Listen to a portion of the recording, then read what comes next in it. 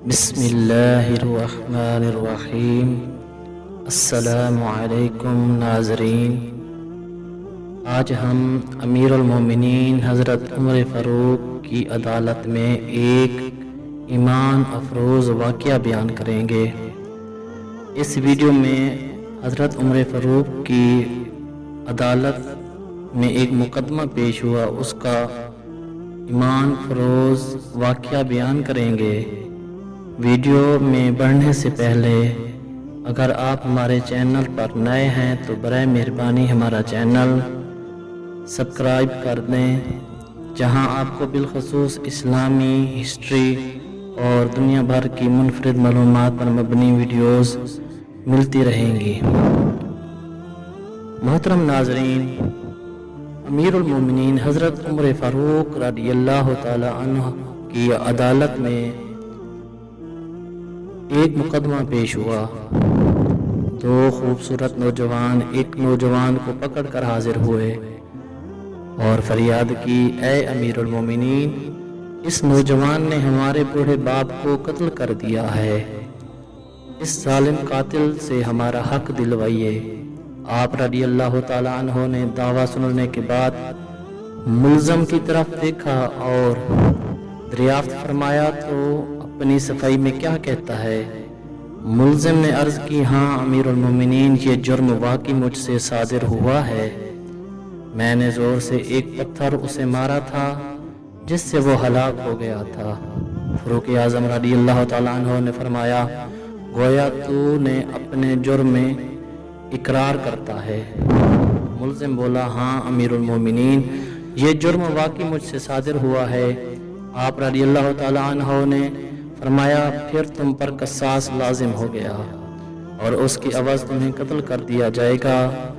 मुल्ज़िम ने जवाब दिया, आका, मुझे आपके हुक्म और शरीयत मुतहरा के फतवे से इनकार नहीं, अलबत्ता मैं एक गुजारिश करना चाहता हूँ।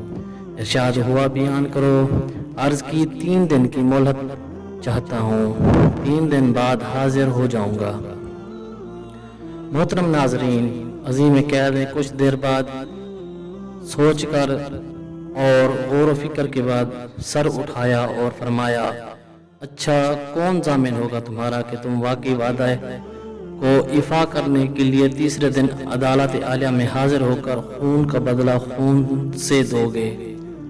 अमीरुल मोमिनीन उमर फ़ारूक रज़ियल्लाहु ताला अन्हु के इस इरशाद पर उस नौजवान ने और उम्मीद नज़रों से हाज़रीन मजलिस का जायज़ा के बाद हज़रत अबू ज़र गफ़ारी के मुतादीन पर नूर चेहरे पर निगाह गाड़ते हुए इरशाद करके कहा, ये मेरी ज़मानत देंगे।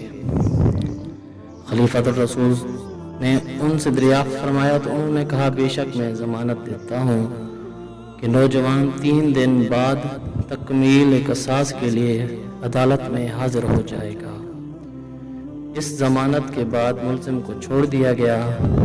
मोहतरम नाज़रीन, 2 दिन गुजर गए और तीसरा दिन भी आ गया।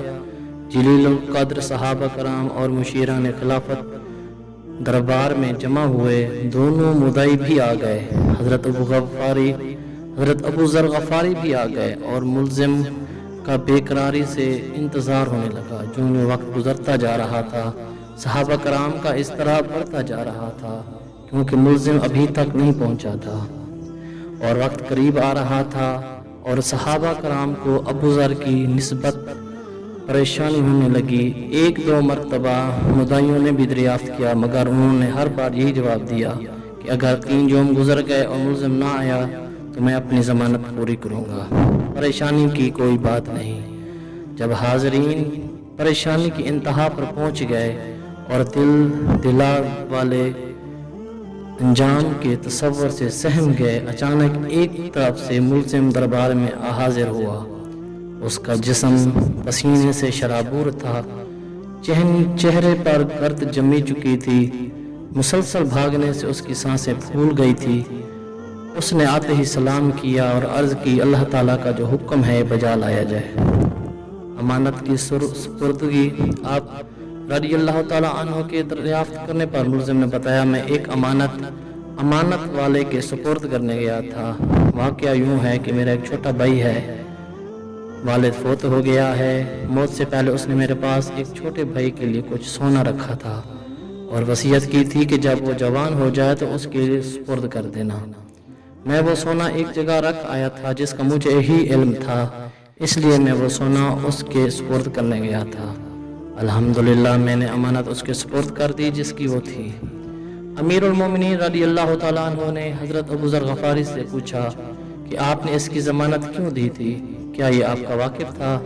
उन्होंने कहा मेरा इससे कोई ताल्लुक़ न था, सिर्फ ये बात थी कि जब उसने पुरउम्मीद निगाहों से मेरी तरफ देखा तो मुझे ख्याल आया कि अगर भरे मजमे में मैं उसकी ज़मानत ना दूँ तो कल क़यामत के दिन रब्बुल इज़्ज़त के सामने शर्मिंदा होना पड़ेगा।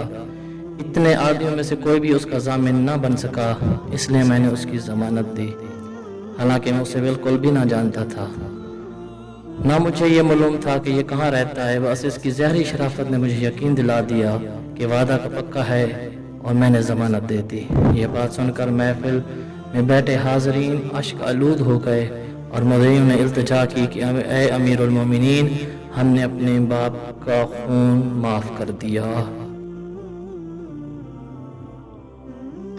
मोहतरम नाज़रीन, हज़रत नाफ़े रहमतुल्लाह ताला फरमाते हैं, एक दफ़ा हज़रत अब्दुल्ला इब्न उमर रज़ियल्लाहु ताला अन्हु मदीना तैयबा के नवाह में निकले। आपके साथ आपके शागिर्द भी थे। खाने का वक़्त हुआ तो शागिर्दों ने खाने के लिए दस्तरखान बिछाया। इतने में पास एक चरवाहा गुजरा, उसने सलाम किया। हज़रत अब्दुल्ला इब्न उमर रज़ियल्लाहु ताला अन्हु ने फरमाया, आओ भी तुम भी खाने में शरीक हो जाओ। उसने कहा मेरा तो रोज़ा है। हज़रत अब्दुल्ला इब्न उमर रज़ियल्लाहु ताला अन्हु ने फरमाया, क्या तुम इस कदर शदीद तरीन गर्मी के दिन भी रोज़े रखे हुए हो और इस हालत में भी बकरियां चरा रहे हो? उसने कहा बाखुदा इन अयाम खालिया से हिस्सा वसूल कर रहा हूँ।